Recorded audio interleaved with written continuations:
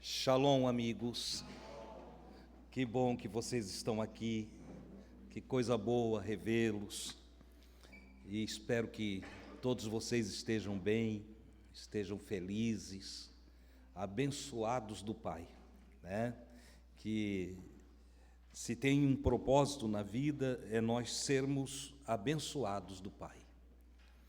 Nós estamos trabalhando dentro do contexto do Sermão da Montanha toda uma temática que, na essência, está formando o currículo dos amigos de Jesus. E esse currículo começa com essa temática de os abençoados do Pai. Durante muito tempo, eu até corri junto com uma multidão que buscava a bênção. Eu sou da época que se cantava na congregação: você veio buscar uma bênção, Jesus tem bênção para dar. Hoje eu vejo o quanto eu estava distante da conscientização da palavra do Evangelho. Que a palavra do Evangelho diz que Deus já nos deu tudo que diz respeito à vida e à piedade. Não tem mais nada lá para Ele dar para nós. Você sabia que não tem uma bênção lá em cima para Ele mandar para a gente aqui na terra? Lá em cima, no Espírito. Aqui na terra, para nós sobre o corpo. Não tem mais nada lá. Mas então para que eu vou servir a Deus? Aí é que está. Eu o sirvo para agradecê-lo. Por gratidão a tudo que Ele tem feito, tudo que Ele tem realizado, é que eu cada dia o sirvo mais. E procuro também a cada dia servi-lo melhor. Eu já não vou a Deus, claro, atingir uma maturidade espiritual, eu já não procuro Deus para fazer coisas para mim. Quem é que procura o Pai para fazer alguma coisa para si? Só as criancinhas, não é? As criancinhas estão o tempo todo perto do Pai, pedindo alguma coisa, querendo alguma coisa, né? Buscando alguma defesa, proteção, mas eu espero que aqui tenha bem pouquinha criancinha, porque nós temos instruído vocês, e estamos instruídos em toda a palavra da verdade, para que já não sejamos mais meninos no nosso entendimento, mas que cada um de nós aqui tenha atingido, ou deve atingir, a medida da estatura de Cristo, a medida de uma pessoa madura, uma pessoa que já não é levada por qualquer vento de doutrina, que já não anda atrás de coisinhas aqui e ali, mas que já sabe o seu dever como filho, o seu dever como ser humano, como irmão, né? Estamos aqui para nos ajudar uns aos outros, para edificarmos uns aos outros, para repartirmos uns com os outros, para protegermos uns aos outros, formando assim uma grande família de Deus. Cai por terra, então, a ideia de buscar a bênção, querer a bênção, fazer a campanha da bênção. Isso tudo cai por terra. Já não tem campanha para a bênção, nós somos abençoados do Pai.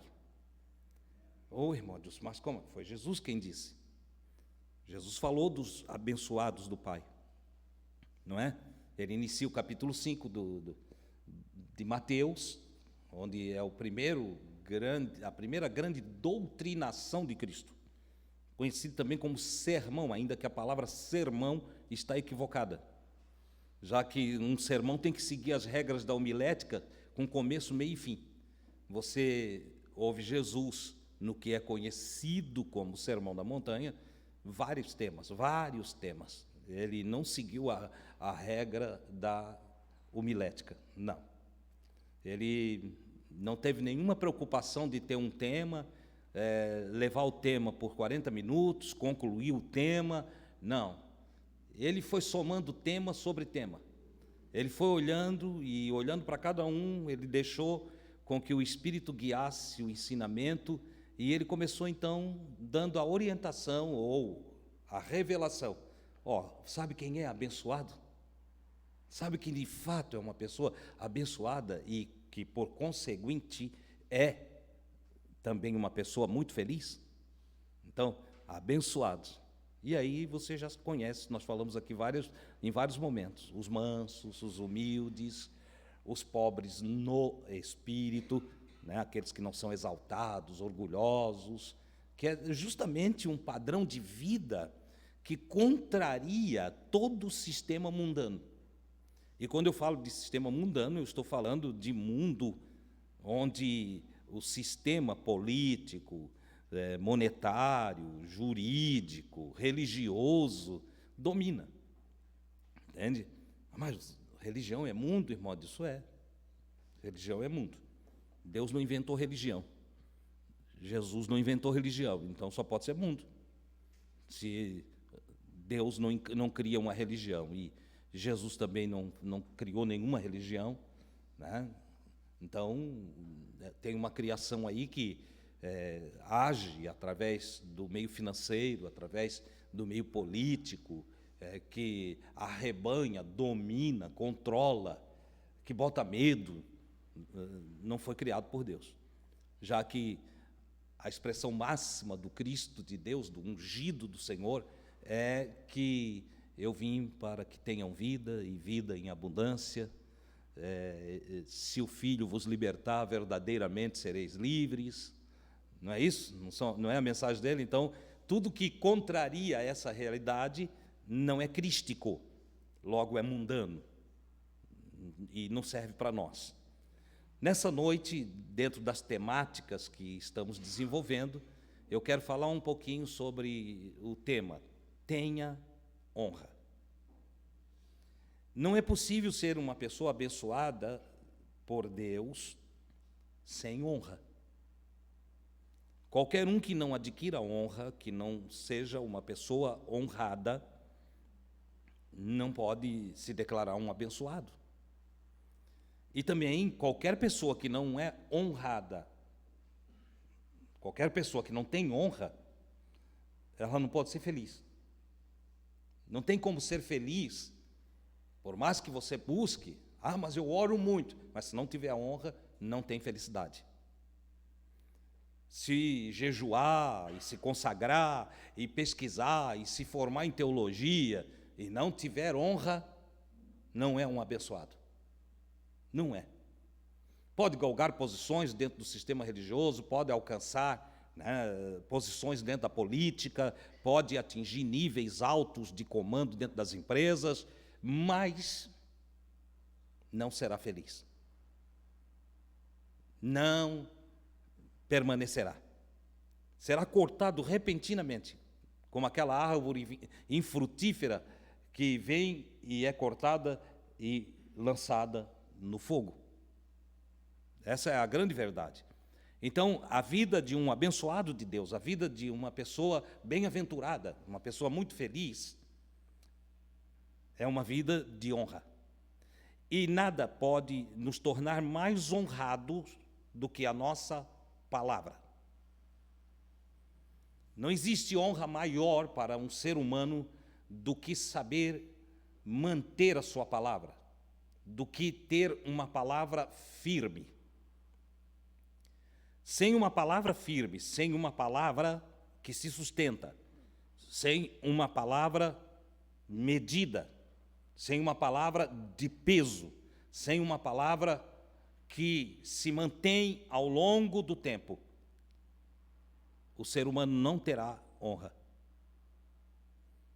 A honra de um ser humano, ela é o resultado do zelo que ele tem sobre a sua palavra, da capacidade que ele adquire para manter a sua palavra, do cuidado com que ele trata a sua palavra.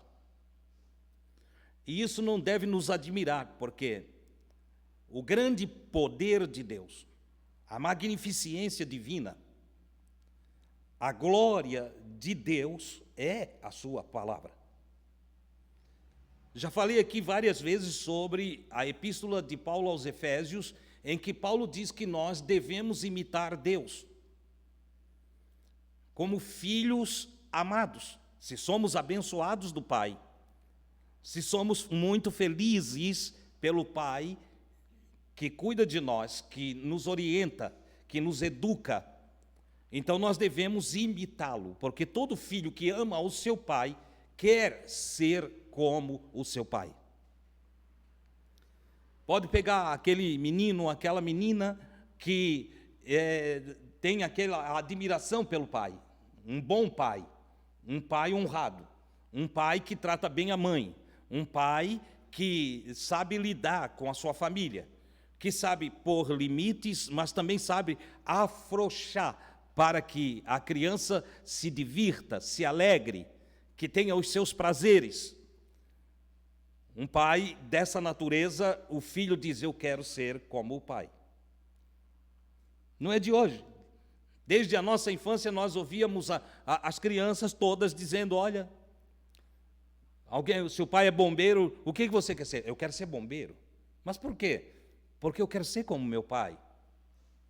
Esse é o resultado da imagem que uma criança carrega do seu pai, quando o pai é um homem de honra, quando o pai é um homem de palavra, quando o pai é uma pessoa honrada. Ora, o nosso Pai Celestial, ele tem honra. De eternidade a eternidade, ele vela sobre a sua palavra para cumprir. O escritor bíblico, mais precisamente Jeremias, no capítulo 1, versículo 12, ele diz que o Senhor vela, e aí ele diz: Deus disse para mim, eu velo sobre a minha palavra para a cumprir. Eu sei que vocês conhecem esse texto, a minha pergunta é outra. Quantas vezes você parou para analisar este texto num quadro de meditação? Quantas vezes você parou, olhou esse texto e avaliou? Primeiro, o que é velar? Para que a gente adquira entendimento das coisas que são ditas, muitas vezes a gente decora o dito, mas não tem nenhuma consciência sobre aquilo que está dito. Eu vejo pessoas citando Bíblia umas para as outras. Quer ver quando tem aqueles nossos amigos que saem do centro de desafio jovem? Eles estiveram lá 9 meses, 1 ano, não sei, e aí eles saem de lá citando a Bíblia para todo mundo. Isso não quer dizer nada. Não quer dizer nada. Alguns chegam a ser enfadonhos, chatos. Eu digo isso porque eu já lidei com muitos deles. E são chatos, querem, daí tudo bota a Bíblia no meio para mostrar que sabe, porque decoraram, tiveram tempo, não trabalharam.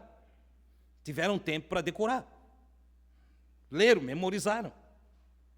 Acontece que memorizar a Bíblia não quer dizer que eu entendo a Bíblia. Eu conheci um irmão, e alguns aqui conhecem, que ele ia dar uma saudação. No termo assembleano, saudação é uma breve palavra, 2 minutos, 3 minutos. E ele começava na sua saudação, saudando a igreja com o Salmo 119, para mostrar que sabia o Salmo 119 de cor. Acontece que o Salmo 119, todo decorado, não resolve a vida de ninguém. Assim como o Salmo 91, aberto com a Bíblia em cima da mesa da sala, aquele biblão lá que vendiam, né, com as gravuras e tudo mais, não livra ninguém de nada. Entendeu? É interessante que os místicos que creem em Satanás, no diabo, no demônio, e que acreditam que tem demônio que entra, que sai, que faz, os místicos, todos os místicos, sejam eles evangélicos, católicos, espíritas ou qualquer coisa que eu vá, entendeu? Eles abrem a Bíblia lá e andam dentro de casa com medo. Eles abrem a Bíblia como se tivesse um espírito que viesse, quando olhasse o Salmo 91, saía correndo. O que eles esquecem é que o Salmo 91 foi escrito no meio de grandes batalhas, grandes guerras, onde diabos de verdade estavam encarando o salmista. Onde Satanás, de verdade, estava com a espada na mão para tirar a vida do salmista. E o salmista, ao vencer a grande batalha, o guerreiro Davi, quando vence a sua grande batalha, então depois, no sossego da sua alma, já apaziguada todas as batalhas, todas as guerras, ele vai escrever dos livramentos do Senhor. Ele não usou o salmo para se livrar dos seus adversários. Ele cantou o salmo porque foi livre dos seus adversários. É diferente. Não é eu usar o salmo para me libertar. É eu criar um salmo porque fui liberto. Aqui está a diferença entre o salmista e a maioria das pessoas que eu conheço. Mas, como eu ia dizendo, não adianta nada disso. Nem Bíblia aberta, nem óleo ungido nas portas, nem sal grosso jogado em volta da casa, que é bobagem que inventam, né? Deixa o sal grosso para o churrasco. Entendeu? Deixa lá para o churrasco. Não precisa jogar em volta da casa, que ele não vai espantar nada, não vai correr nada. E também alguns ainda guardam a Bíblia do Drácula, né? São capazes de pendurar alho atrás da porta. Não precisa fazer isso também, porque não tem alho que dê jeito em nada disso. Você está me entendendo? Só vai estragar. E está caro. Está quase no preço de ouro. Entendeu? Então, não jogue alho fora. Deixa o alho ali para remédio para gripe, tempero do churrasco e tudo mais. Você está me entendendo? Ora, Deus, a sua palavra é que vale. A palavra de Deus vale. Ah, irmão, disse, mas o Salmo 91 não é a palavra de Deus? Não. O Salmo 91 é uma canção do salmista para Deus. É diferente. Quando eu falo da palavra de Deus, eu estou falando da palavra que criou todas as coisas. A palavra criadora. A palavra que o escritor aos Hebreus, ele cita, e lá em Hebreus, capítulo 11, versículo 3, e ele diz assim, pela fé, nós entendemos, adquirimos entendimento. Nós avaliamos, pela fé nós fizemos avaliação, e entendemos que, pela palavra de Deus, os mundos foram criados. Como é que existe o mundo vegetal, o mundo animal, o mundo aquático, o mundo, enfim, material? Ele disse, nós entendemos que só existe pela palavra de Deus. Deus falou, e o que não existia veio à existência. Olha que coisa extraordinária. Era só uma ideia. E a ideia tornou-se em verbalização. E a verbalização tornou-se em materialização. Olha o poder de uma palavra. Eu estou invocando essa questão da palavra de Deus na criação para que você entenda. Deus não fala bobagem. Deus não fala qualquer coisa. Deus não fala muito. Tiago, o escritor da carta de Tiago, ele disse, olha, a pessoa que não tropeça em palavras é perfeita. A pessoa que não tropeça em palavras é perfeita. Ele vai usar a expressão varão na nossa tradução. Varão. O homem que não tropeça em palavras é perfeito. Eu pergunto a vocês, Deus é perfeito? Sim ou não? Sim, Deus é perfeito. Então Deus não tropeça em palavras. Deus não tropeça em palavras. Só. Balaão já aprendeu isso, e Balaão era um vidente que não tinha muito compromisso com Deus. Ele tinha uma vidência, ele enxergava o mundo externo do corpo. O mundo invisível. Ele enxergava. Ele tinha visões de olhos abertos. Ele não precisava se fechar os olhos, se concentrar e estar em um ambiente de invocação. Não. Ele tinha visões naturalmente. E um dia esse homem, diante de quadros terríveis, onde ele corria risco de morrer, ele vai falar de Deus. E ele disse, olha, falaria Deus e não cumpriria? Diria Deus e não o faria? Se Deus disser que abençoa, é abençoado. Se Deus disser que vai curar, a cura acontece. Se Deus disser, vai morrer, morre. E se Deus disser, olha, por mais que tu estejas passando dificuldade, vais viver, vive. Deus não falha, Deus não erra. E é neste sentido que o profeta Jeremias diz que Deus vela. Então, voltando à tabela de meditação. O que é velar? Vigiar. Vigiar. Deus protege, vigia, cuida da sua palavra. Para não falhar, para não errar, para não contrariar. E o texto base nosso, dentro do Sermão da Montanha, está no capítulo 5 de Mateus, o versículo 37. Através de Jesus, somos ensinados da seguinte maneira: seja, porém, o vosso falar sim, sim. E o vosso falar não, não. É interessante. Aquele que vigia sobre a sua palavra envia o seu ungido, o Cristo, e diz para nós: olha, vocês querem ser bem-sucedidos? Vocês querem ter uma vida maravilhosa? Vocês desejam prosperar? Vocês querem ser abençoados e nunca precisar pedir uma bênção para Deus? Vocês querem em tudo que vocês colocar a mão ser bem-sucedido? Vocês querem que o vosso campo produza? Vocês querem que a família de vocês se estabeleça? Vocês desejam que tudo na vida de vocês vá bem? Vocês querem que todas as coisas ao redor de vocês, as que vêm de cima, as que brotam da terra, as que sopram de todos os lados, sejam só alegria, prazer para vocês?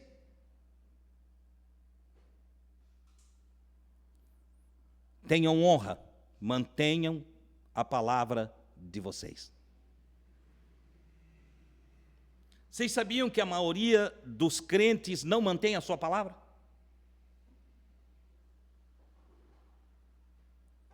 Eu não vou falar dos descrentes, porque esses eu não vou nem contar. Mas a maioria dos crentes não mantém a sua palavra.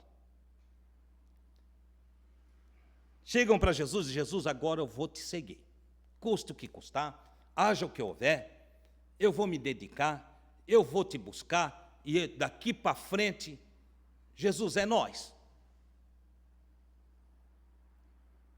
No dia seguinte já surge uma coisinha ali, e o cara já deixa a escola de Jesus, já opta por outro lado. E daqui a pouco outra coisinha, e outra coisa, e uma festinha. Eu tenho até dito, meu Deus, parece que os crentes são mortos da fome.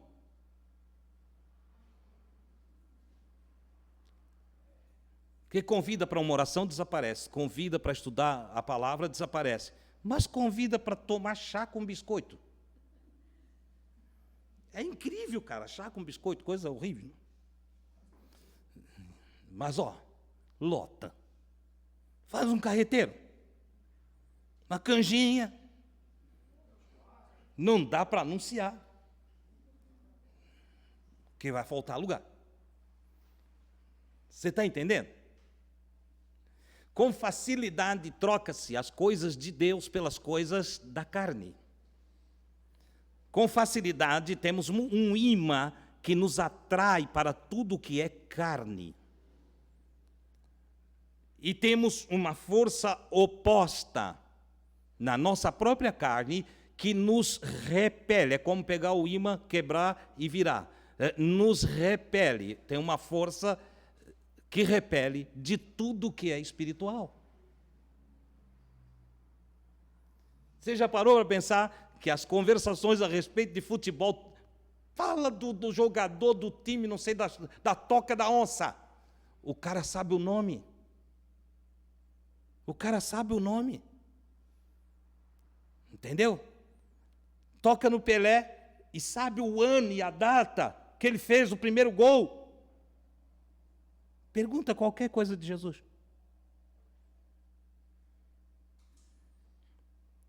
Minha mente não grava, irmão Adilson. Minha mente não grava. É interessante. Grava os gols, grava os dribles, grava o campo, grava a data, grava tudo e não grava nada de Jesus. Você está me entendendo?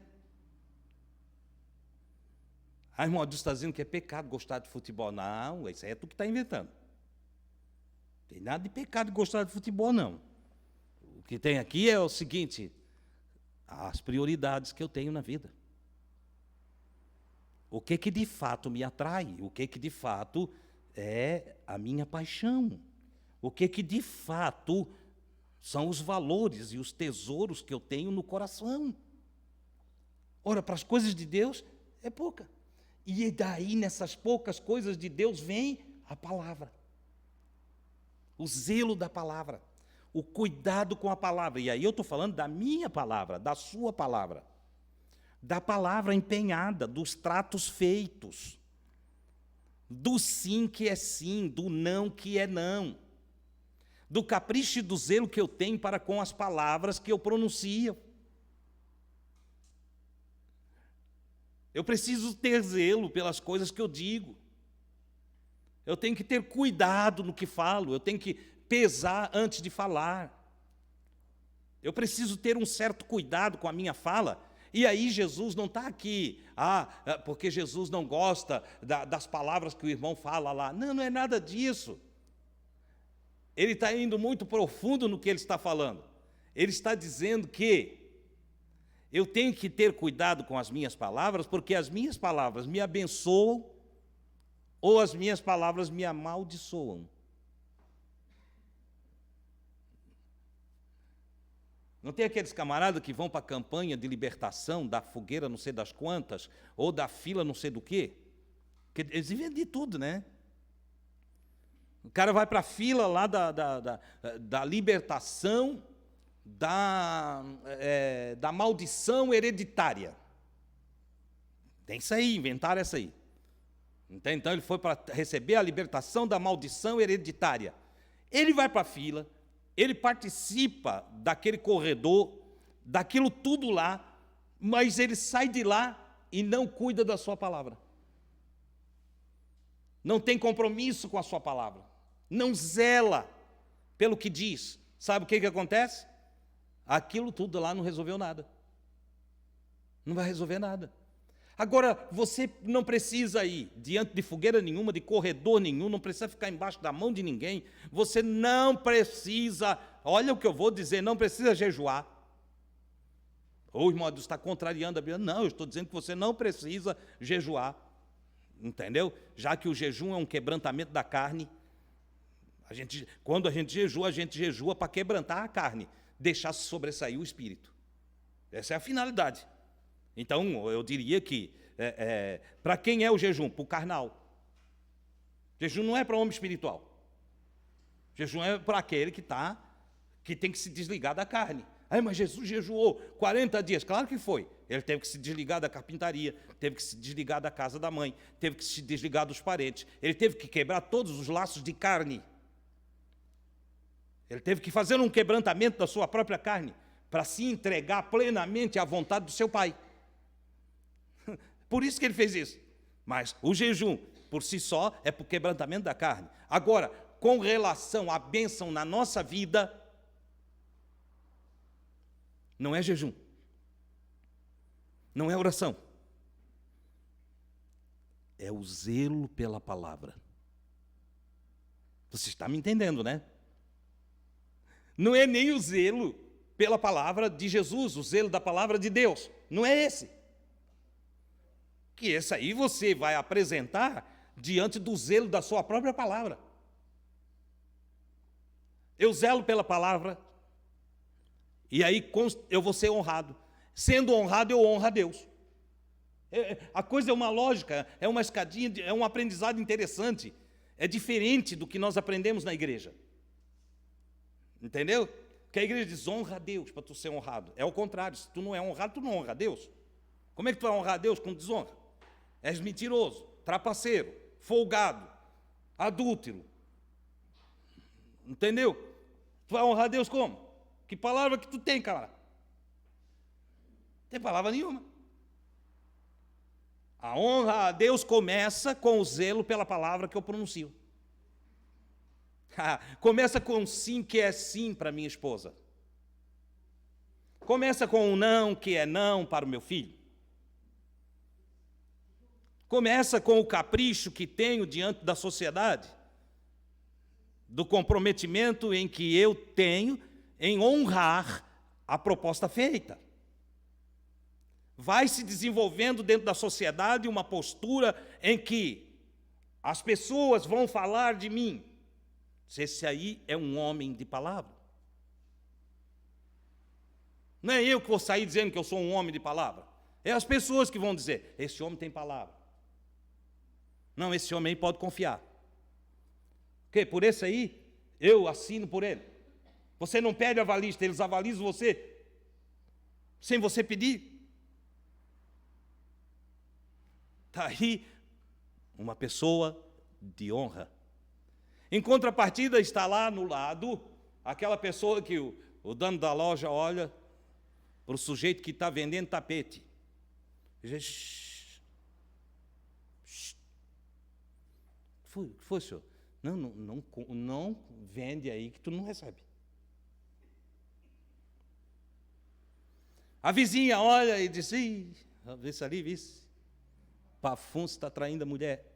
Como assim? Está traindo com a outra vizinha do lado de lá. Olha a honra, olha a honra. E é crentão, daquele que olha e diz, se tu não aceitar Jesus, tu vai para o inferno. O miserável está no inferno dizendo que os outros vão para o inferno. Ele que está no inferno. A palavra que Jesus usa no final do versículo, eu tive o cuidado de examinar ela na língua grega. Porque lá é só, porque o que passa do sim e do não, ou o que foge do equilíbrio do sim ou do não, do positivo ou do negativo, do comprometimento ou do descomprometimento, o que passa daquilo que eu falo, é isso que Jesus está dizendo, é procedente do mal. E aí, mal aqui, os místicos logo vão ver o bichinho lá, né? Os místicos. Nós já desmistificados, nós vimos outras coisas, mas eu precisei ir lá no grego e dar uma olhada, e separei aqui uma Bíblia que tem em seu conjunto tem a palavrinha grega a partir da enciclopédia americana, onde a palavra traduzida é poneros. Poneros. Porque se fosse um adversário, se fosse procedente de um adversário, então seria diabolos, ou Ra-Satã. Mas Jesus diz que procede de poneros. O que é poneros? Poneros é de trabalhos, incômodos, dificuldades, de pressão, assédio, enfim, de doenças, o que sai do sim e do não vem de trabalhos. Vai trazer trabalhos, vai trazer confusão, guerras, pelejas, e não é isso mesmo? Um homem que faz o sim que ele deu para a esposa virar não, porque ele caiu no adultério, o que traz para ele? Ela fica recebendo ele com docinho na porta de casa, né? É assim? Ele tem que cuidar até para dormir, para ela não ferver água quente e jogar em cima dele. Ferver água e jogar em cima dele. Entendeu? Recentemente, uma fez isso, né? Pelou o cara todo. Isso é para tu aprender a não me trair. O teu sim não virá não. Claro que eu não estou ensinando vocês a fazer isso, né? Eu estou ensinando os irmãos não fazer o sim virar não. Cuida aí. Tá? Então, o que Jesus está dizendo é, tudo aquilo que não há capricho, não há zelo. Quando você fala por falar, joga no ar sem raciocínio, sem avaliação, não pesou, não calculou o que vai acontecer, vai brotar de dentro da malignidade para você, de poneros, vai vir das tribulações, é tribulação sobre tribulação, é angústia sobre angústia, é amargor sobre amargor, é confusão sobre confusão. E aí você entende o que eu estava falando? Não tem campanha que dê jeito. Entendeu? Não tem. Só tem um jeito. É abrir o jogo com o outro, pedir perdão, pedir misericórdia e ter a expectativa que o outro seja melhor do que tu.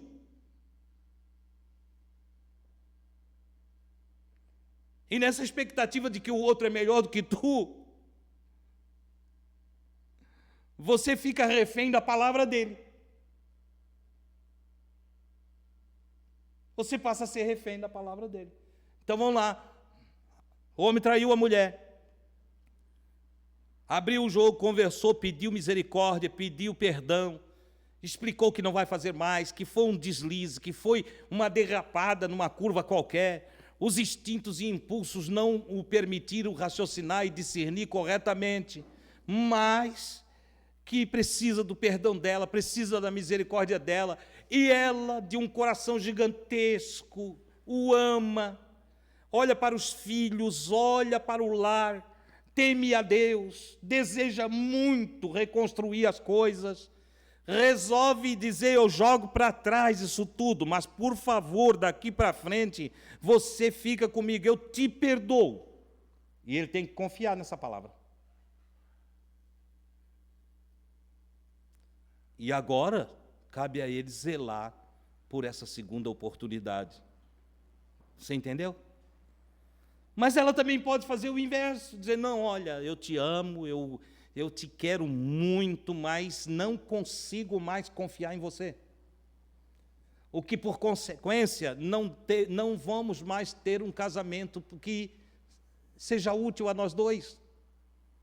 Nós vamos se estranhar, nós vamos se chocar, nós vamos ter problemas o tempo todo. Então, sabe de uma coisa? Eu te perdoo como meu irmão, como ser humano, mas para esposo você não me serve mais. E olha a dor.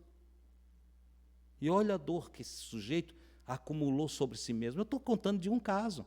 Isso pode acontecer também em relação patrão-empregado.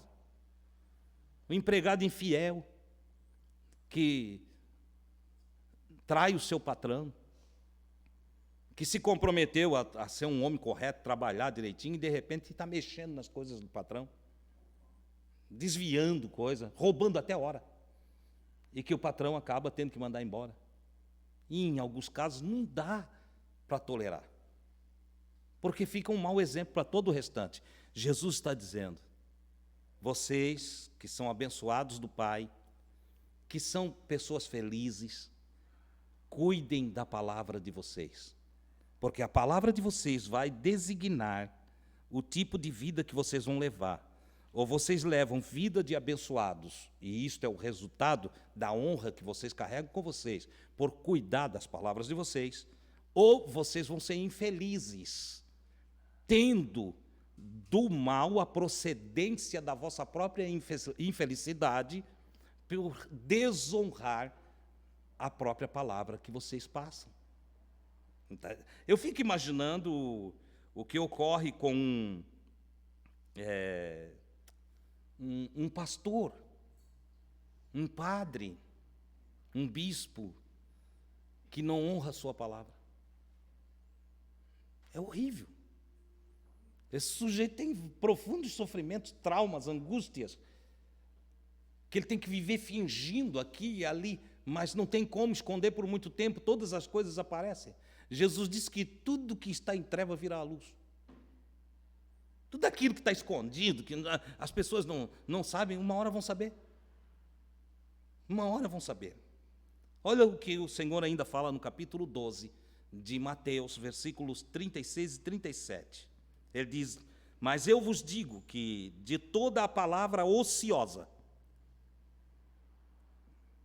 toda palavra ociosa que os homens disserem, hão de dar conta no dia do juízo. Ou seja, as palavras têm peso eterno. As palavras não se acabam ali. Tem gente que vai lá, ofende, diz o que quer, mente, trapaceia e acha que acabou ali. Mas a gente pede perdão e Jesus perdoa. Você acha que é assim mesmo, é? Seu tolo. Não é desse jeito. Tudo que o homem semear, isso ceifará. As palavras são sementes que brotam e que trazem coisa boa e coisa ruim. Olha a continuação, versículo 37.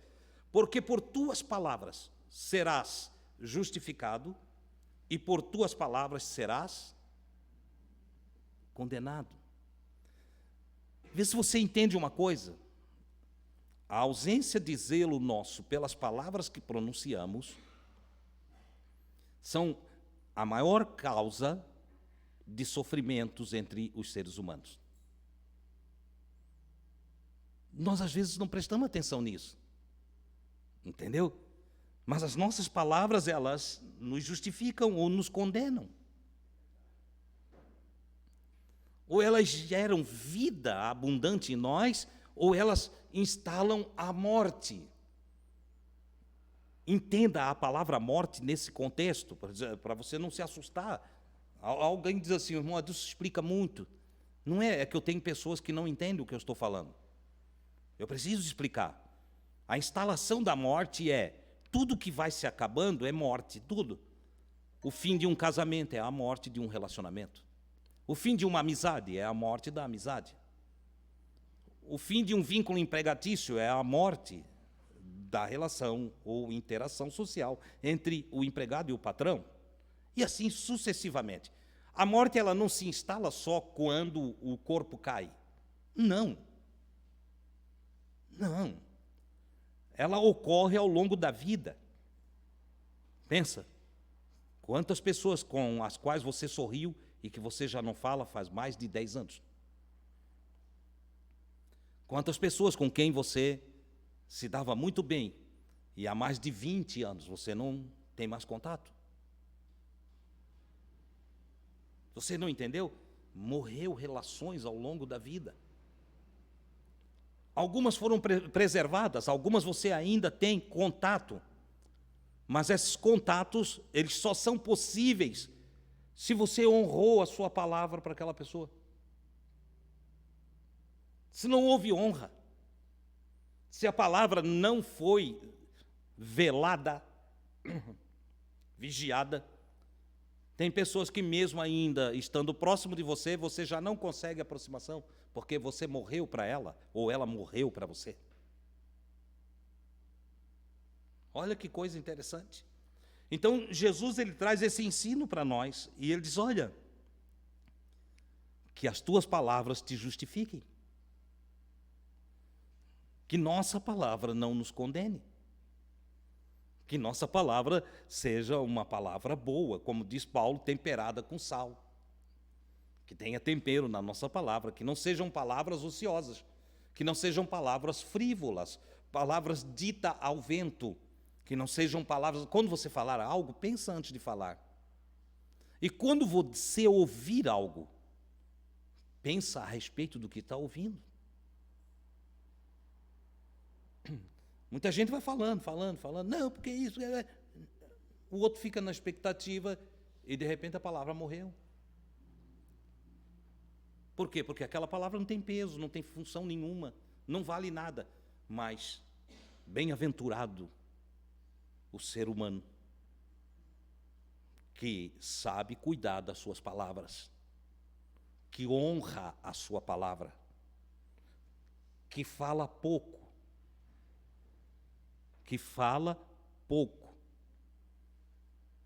porque daí erra pouco, mas que aquilo que fala se estabelece, se firma, se concretiza, que imita seu Pai Celestial, cujas palavras são tão boas, tão maravilhosas, que criam, que vivificam, que transformam, que curam, que a tua e a minha palavra, que a nossa palavra, da perspectiva crística, seja uma palavra tão ponderada, tão caprichada, antes da sua pronúncia, ao ponto de nossa palavra servir de salvação para algumas pessoas, de salvação para aqueles que nos ouvem. Que sejam palavras que curam, palavras que saram, palavras que consolam, palavras que abençoam, palavras que firmam, que edificam, palavras que constroem, palavras imitando as palavras de Deus. Amém, queridos? Guarde isso com você. Se você deu a sua palavra, cumpra a sua palavra. Se você... O salmista chegou a ter um zelo, eu não lembro agora o texto, mas o salmista disse assim, acho que é o Salmo 15, ou é o Salmo 15 ou o Salmo 24, onde ele trata do mesmo assunto. Ele diz assim, que o verdadeiro cidadão dos céus, ou o verdadeiro cidadão desmaterializado, celestial, é aquele que, empenhando a sua palavra, ele usa a palavra jura, aquele que ainda que jure com dano seu, deu a palavra, porque não avaliou, porque não calculou direito, mas já deu a palavra, não volta atrás. Olha só, o verdadeiro cidadão dos céus é aquele que, empenhando a palavra, não volta atrás. Ainda que jure com dano seu, achou lá? Está sem? Mas leia, ou é o Salmo 15 ou o Salmo 24, os dois salmos são importantes para ler, entende? Os dois são extraordinários, e eles se somam, eles interagem entre si, e é a expressão do salmista. Então, você procure depois e leia em casa, ok? Mas, o verdadeiro cidadão do céu é aquele que, ainda que jure com dano seu, não volta atrás, hein? É o 15 mesmo, né? Queres ler para nós? Aquele que anda em integridade, pratica justiça e fala a verdade no seu coração. Aí tem outros versículos que precisa ler, mas é o Salmo 15. Deixa eu ver aqui. Que não calunia com a sua língua, Isso. faz mal ao seu próximo, nem aceita opróbrio algum contra o seu próximo. Mais um. 4, versículo 4. Aquele a cujos olhos O reprobado. desama ou retrógrado, mas honra porque teme ao Senhor, aquele que mesmo que jure com dano seu, nem por isso muda. Olha só. Nem com isso muda. Na outra tradução, não volta atrás. Ou seja, empenhou a sua palavra, fez um compromisso, entendeu? Honre a sua palavra. Não, era só esse texto ali mesmo, entende? Então, honre a sua palavra. Um homem de honra é um homem que tem palavra. Uma mulher de honra é uma mulher que tem palavra. É uma pessoa que zela pelo que diz. Que tem, porque você sabe que qualquer sem vergonha não honra a palavra, né? Como é que se caracteriza uma pessoa sem vergonha, que não tem vergonha? É aquele que não honra a sua palavra. Tanto faz, de dentro da família, fora da família, dentro do trabalho, dentro dos negócios, em toda a área da vida. Tenha honra. Essa é a palavra de Jesus para nós hoje. É mais do que orar, é mais do que jejuar, é viver a justiça. Amém? Fiquem com esta palavra, eu quero convidá-los a colocar-se em pé. Vamos agradecer a Deus por esse nosso encontro.